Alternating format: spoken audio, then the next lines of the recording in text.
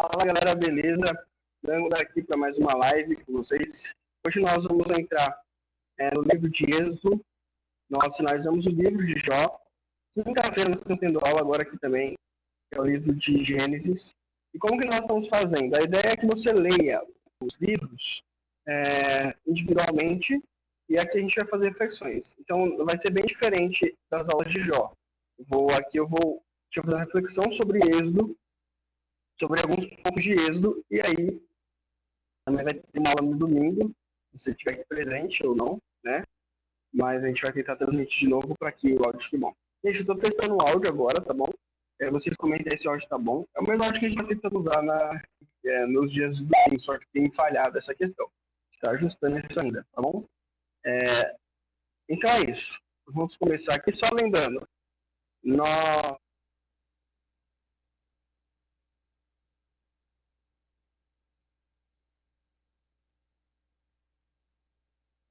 acabei de passar aqui o estudo de carnaval. É legal se você puder escrever, se você está com a gente aqui, eu vou estar presente no dia. Se bom conhecer você, tá bom? Então, se você estiver presente também, vou colocar aqui no estudo da família, que também vai ser na próxima semana. É bem legal, também é bem divertido.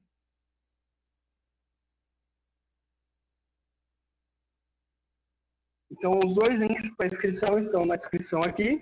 Você pode acessar e se inscrever, tá bom? Então, sem mais delongas, vamos aqui para o nosso estudo de Êxodo. Beleza, então nós vamos refletir aqui somente sobre o capítulo 1 ao 3 de Êxodo, né?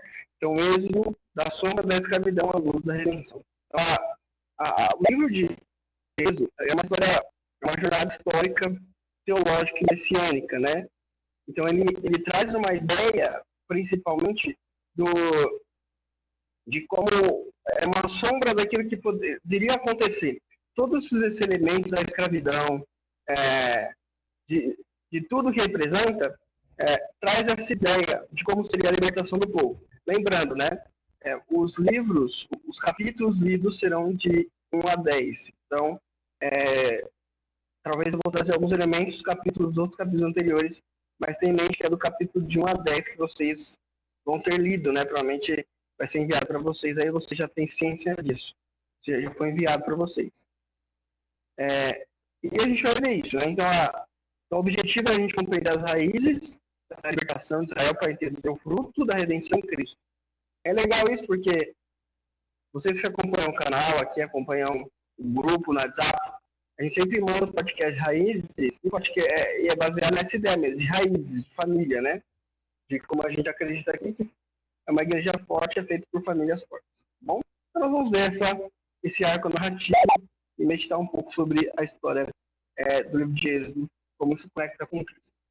Então, beleza. Então, primeiro ponto, como que nós lemos o Antigo Testamento?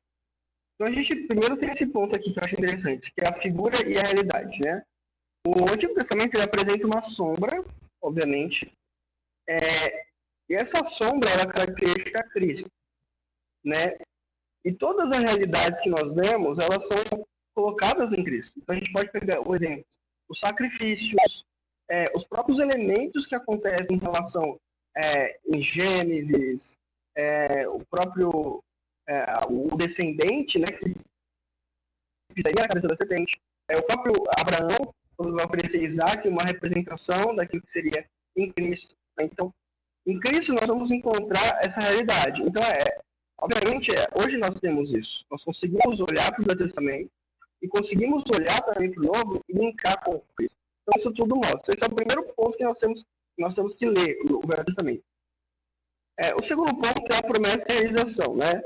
Então, o que foi prometido aos patriarcas, como se cumpre no Êxodo e consuma o Messias. Então, tudo isso foi prescrito e foi cumprido. Então, ao longo da história, Deus havia dito que o povo seria escravo. E isso foi cumprido. Então, isso mostra que como Deus ele conhecia a história. Então, se Deus cumpre nessa pequena parcela, obviamente ele vai cumprir o Messias. E a continuidade. Então, a palavra de Deus ela é histórica, né? Ela dirige a história. Se Deus ouve ouve o clamor no Egito, e é o mesmo Deus que envia seu filho. Então não há essa ideia, né? O Deus do Velho Testamento, Deus do Antigo, não, é o mesmo Deus, né? É o mesmo Deus, né? Então o Antigo Testamento vale por si mesmo, e a palavra de Deus, Cristo, é a plenitude da revelação, a fonte, aprenda a ler o Antigo Testamento. Então, isso é muito importante. Depois, pessoal, posso mandar esse material para vocês, viu? É um material bem legal, deixa eu até falar isso. Vocês vêm aqui no cantinho da tela, a Notebook LM. Você pega uma IA, pega várias fontes de dados interessantes, joga lá e desenvolve esse trabalho. Depois eu vou compartilhar esse slide com vocês também, para vocês darem uma olhada no grupo, tá bom? Então, quem está no grupo vai ter esse acesso. Se você não está no grupo, clica aqui embaixo, faz parte do grupo também. Eu sempre mando umas enquetes lá, algumas perguntas. Vai ser legal ter você lá. Então aqui ó, o cenário histórico, o grande silêncio, né? Um grande silêncio também, vamos dizer assim, no livro de Gênesis. Então nós temos aqui os patriarcas da promessa, feita Abraão, etc. e tal. E a história de Gênesis, ela se inicia basicamente nesse ponto. Vem Abraão, Isaac, Jacó. Jacó tem José vira governador do Egito.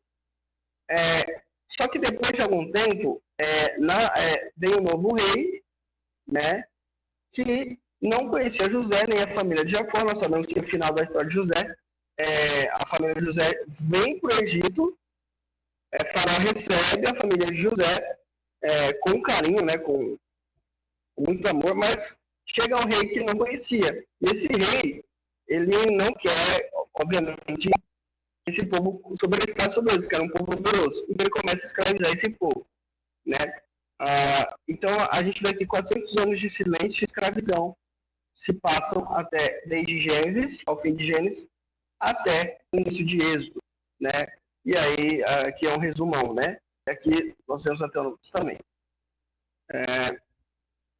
Então, novamente, a adaptação está baseada na cronologia bíblica, né? Nos escritos. Há vários cálculos que as pessoas vão fazer aí, mas a gente está baseando dentro do que está escrito. Interessante aqui, ó, o português está. Nesse intervalo, a promessa feita a Abraão parecia esquecida, soterrada sob o peso da escravidão.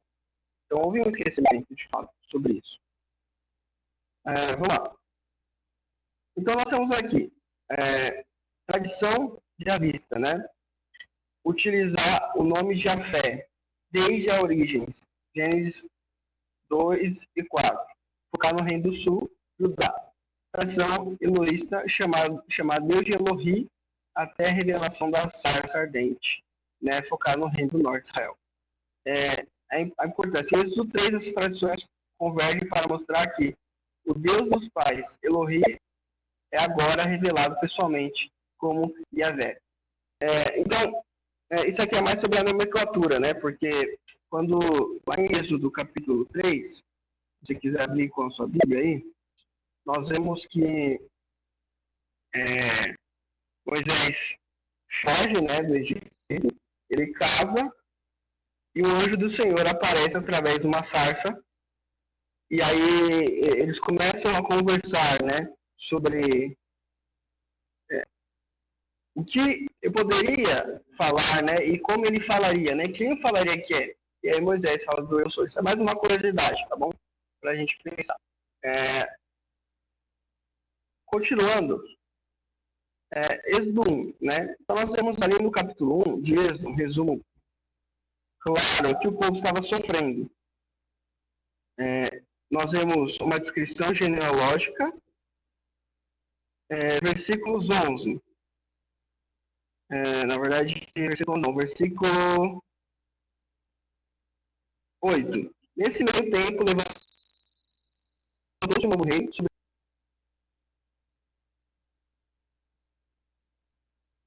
os filhos de Israel, é mais numeroso, mais forte que nós. Vejam, precisamos usar de astúcia para conquistar esse povo, para que não se multiplique e para evitar que, em caso de guerra, ele se alinhe aos nossos inimigos, lute contra nós e saia da terra.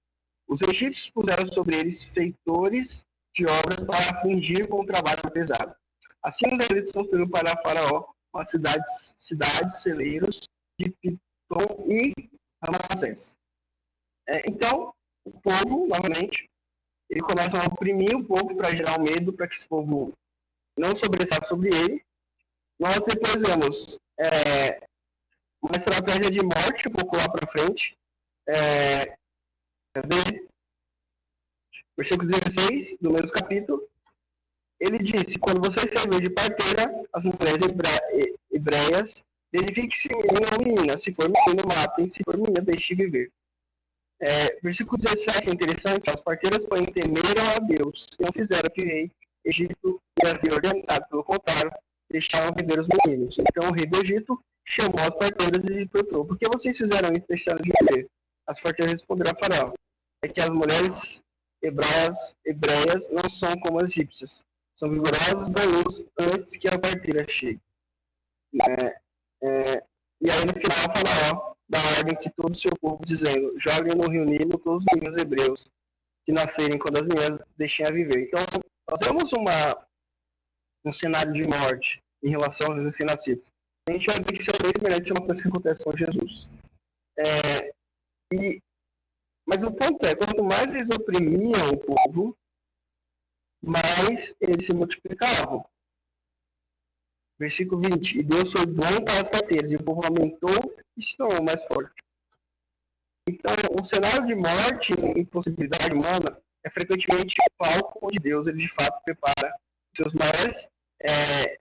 as suas maiores intervenções para salvar as pessoas. Então, isso é muito legal. Porque o sofrimento, ele traz uma luz também que Deus está presente. Deus está presente durante a nossa dor. No capítulo 2, nós vemos um nascimento, né, uma ironia, né? Eu acho interessante isso. Moisés ele nasce sob uma sentença de morte, mas é salvo e criado dentro da própria casa do opressor, que no caso é Faraó. Ele é criado pela filha de Faraó. Né? Então isso é uma ironia muito grande de Deus. Deus colocou lá, dentro da casa dele. A arca, né, de juncos, a palavra usada para o cesto é a mesma usada para a arca de Noé. Moisés passa pelas águas da morte para trazer vida. Eu gosto muito desse exemplo, né? Porque o nome de Moisés significa retirado das águas, né? De fato. Simboliza, né? De fato, ele estava em destino de morte, porque ele foi colocado no cesto, porque ele ia morrer. Mas ele teve vida. Então isso é muito legal, esses paralelos que nós podemos fazer entre as escrituras. O deserto, né? A fuga para a Mídia marca o período de preparação. Meu Deus transforma o príncipe em pastor para se tornar libertador. E isso eu acho muito interessante na vida de Moisés, porque se a gente observar aqui a maneira como Moisés agia, ele cresce aqui diante da ciência dos egípcios.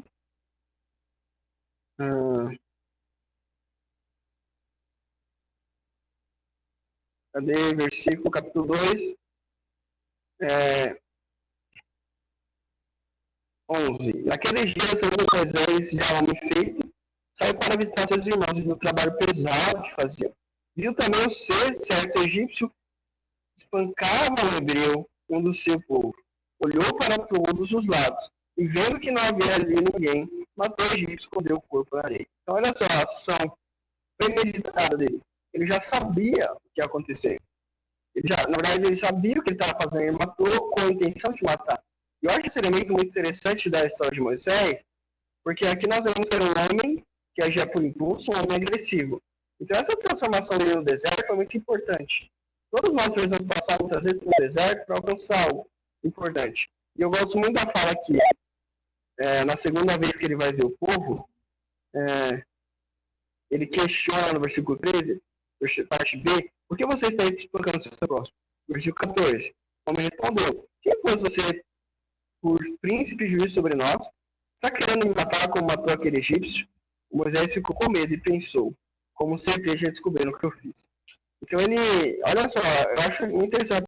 Quem pôs você como príncipe e juiz sobre nós?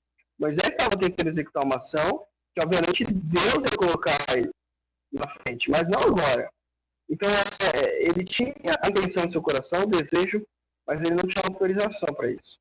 Então nós podemos ter intenção e vontade no nosso coração, nós temos que passar por um deserto, por nos capacitarmos para aquilo que talvez seja a vontade de Deus para nossas vidas, mas Deus ele tem um tempo certo para cada coisa.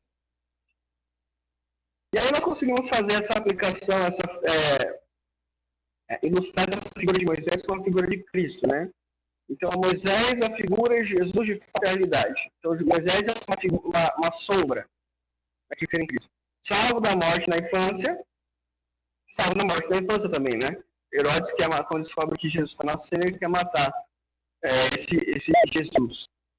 Deixou o palácio para sofrer com o povo, deixou a glória celeste para sofrer com a humanidade. Mediador da antiga aliança, mediador da nova aliança. Libertou os caras da física do Egito e libertou da escravidão espiritual do pecado. Então são ideias, né? São sombras. Nós conseguimos ver características. Só que nós também observamos a imperfeição de Moisés. Então, é exatamente isso que Deus quer mostrar. Moisés trouxe a lei, mas Moisés é imperfeito. Jesus traz a graça, demonstra, e Jesus é perfeito. Então, todos os homens, todas as características boas que nós vemos nos homens e nos profetas, elas são manifestas em Cristo, são uma sombra do que seria em Cristo Jesus. E aí, no Êxodo capítulo 3, nós observamos a história da sarça ardente, né? O símbolo, né? O fogo ilumina e purifica, mas não consome, né? O símbolo da presença autossuficiente de Deus, né? A santidade tira as sandálias dos pés, reconhecer de que está diante de algo totalmente, né? O outro, né? O Deus, de fato. É interessante, não é Moisés que busca Deus, né? É Deus que desce para convocar Moisés.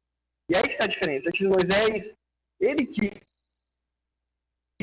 fazer, mas agora Deus chamou. Agora, se aquele não caso, quem pôs você como juiz e Moisés pode falar, foi o eu sou, foi Deus. Então isso é muito importante. Quando Deus autoriza, quando Deus chama, quando Deus dá o momento certo para cada coisa. Por isso que nós vemos hoje autoridades levantando religiosos que não têm autorização. Não tem autorização bíblica, não tem qualificações bíblicas. Isso é muito perigoso. Né? E essas pessoas não conhecem a palavra de Deus e não têm amor por aqueles que elas dizem pastorear. Então a gente tem que tomar cuidado com essas coisas e observar as escrituras. Nessa conversa aqui de Moisés, não sei se eu vou falar mais sobre isso,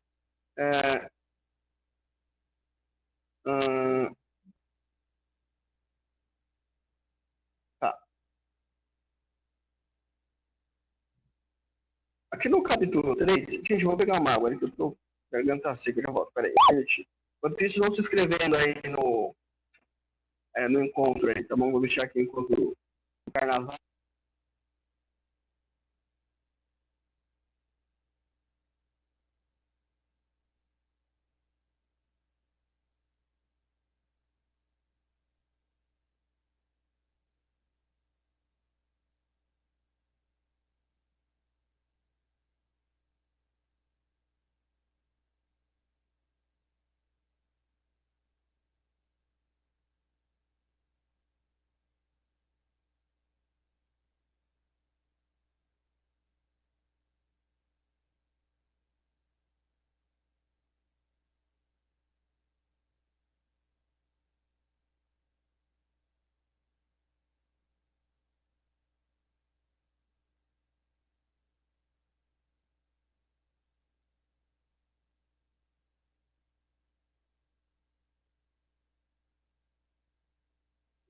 Voltei. Vamos lá. E voltando ao que eu estava falando, agora Deus chama, né?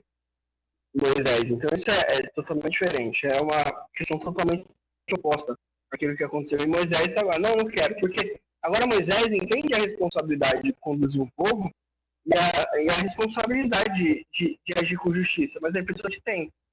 Então a gente é importante, uma liderança precisa de experiência, assim como qualquer trabalho. Um trabalho, ninguém contrata alguém para um trabalho muito sério sem experiência. Então, o reino de Deus não pode ser diferente, né? Não deve ser diferente. Então, eu sou o que sou, né? É interessante isso, né? Moisés pergunta o nome de Deus, né? A resposta de Deus muda a história teológica, né? Aqui ele coloca aqui em nossa apresentação autoexistência. Ele não depende de nada para existir. Eternidade, ele é Deus presente. Fidelidade, ele é o Deus que estará com o seu povo. Então, pensa nisso. Deus, ele não existe, ele é. Quer dizer o quê? Ele sempre existiu, ele é eterno. A gente não tem a dimensão de eternidade. Né? É eterno. Deus é eterno. Eu não consigo descrever isso em palavras. É uma coisa que não finda, é uma coisa que não está na nossa consciência, no nosso entendimento, claro. Mas Deus é eterno. Então, esse eu sou de Deus, ele é o que? Ele é tudo. Ele é tudo. Ele é a matéria, ele é tudo. Ele fez a criação. Né? Então, é muito interessante isso, a gente pensar que Deus ele é o que ele é. Né? Então, o livro também busca nos aprofundar nesse conhecimento. E aí, essa conexão, né, com o Messias, né?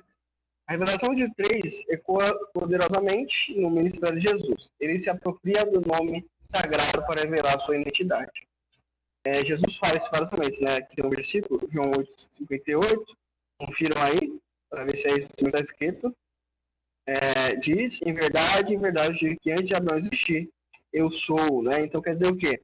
Que Jesus, essa característica que Deus manifesta a Abraão, ele utiliza em suas passagens. Por quê? Principalmente, eles consideravam, não, a gente segue Moisés, né?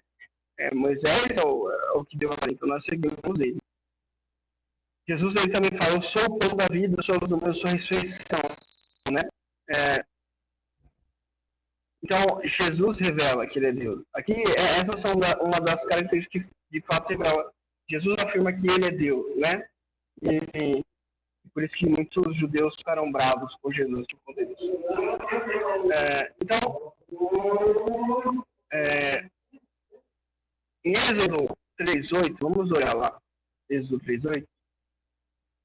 Êxodo capítulo 3, versículo 8. Versículo 8 diz, por isso desci a fim de livrá-los da mão dos egípcios, para fazê-los sair daquela terra e levá-los para uma terra boa, e ampla terra que emana leite e mel, lugar do cananeu, eteu, amorreu, do fariseu, do heveu, do jebuseu. Então, olha que interessante, Deus desce através de uma intenção poderosa, então ele desce, se lembra aqui, Jesus desce. Em Cristo, a descida para antes literal. Jesus ele desce. De fato, o verbo se fez carne através de nós. João 1:14. Então, Deus ele não é indiferente ao nosso sofrimento. A gente viu isso em Jó. O sofrimento ele tem alguns objetivos principais. E tem algumas causas para isso. Mas Deus não é indiferente. Ele desce e ele tem a intenção de nos libertar libertar de toda maldade. Nós precisamos simplesmente aceitar a salvação que vem de Deus. Vamos lá. Reflexões. O silêncio. Você consegue confiar na promessa de Deus mesmo em período de silêncio? Né? Imagina, 400 anos em silêncio. Porque, às vezes, a nossa ideia de silêncio é uma ideia de que se não está acontecendo coisas que eu quero, se não estou recebendo coisas, é porque Deus se afastou. Se eu estou sofrendo, padecendo, Deus esqueceu de mim. Mas eu preciso ter uma consciência clara de que Deus permanece presente. Deus permanece independente. A identidade, né? Como o conhecimento de Jesus, como o grande eu sou, altera a segurança pessoal hoje. O que muda? Se Cristo é eu sou, se Cristo é Deus, tudo aquilo que Cristo fala deve gerar uma ação em mim. E se isso gerar uma ação em mim, isso precisa gerar uma mudança efetiva. E aí a gente vai para o chamado. Assim como Moisés, quais as sandálias velhas, seguras, você precisa tirar para pisar no solo santo do chamado de Deus? O que você precisa deixar para trás que não faz parte mais, que não ultrapassa o santo? Pensa nisso. E essa é a conclusão que nós vamos chegar. É uma só história, né? Esse do 1 ao 3 não é apenas o registro do evento antigo e o prelúdio da nossa própria libertação. Não, desculpa, é o prelúdio, né, da nossa libertação. Deus que ouviu o clamor dos escravos hebreus é o mesmo que enviou o Messias para responder ao clamor da nossa alma, né? Então isso é interessante. Eu sou o Pai, Deus de teus pais, Deus de Abraão, Deus de Isaac, Deus de Jacó. Então é esse Deus sobre o qual nós vivemos e é esse Deus que nós conhecemos. É importante você ler os outros capítulos também, para falar um pouquinho mais sobre a libertação, mas essas eram as reflexões que eu queria trazer hoje em relação a isso. Novamente, essas aulas de Jesus serão mais com esse objetivo, de trazer alguns elementos interessantes. Convido também vocês estarem no grupo do WhatsApp, né? O grupo do WhatsApp está aqui também na descrição. É um grupo onde vocês vão receber áudios, e os áudios estão bem alinhados com a nossa programação, e os áudios estão falando sobre os livros, né? E esse mês, na verdade, não, mês que vem ele já vai entrar em Êxodo. Acho que vai linkar bastante com o que vocês estão vendo, tá bom? Gente, é isso. Uma aula mais curta, né? Não igual de aula de Jó, porque a aula de Jó foi mais longa nesse sentido. Mas é isso, tá bom? Novamente, vou convidar vocês a estarem conosco nos encontros. E é isso. Valeu, falou, até a próxima. Fique com Deus.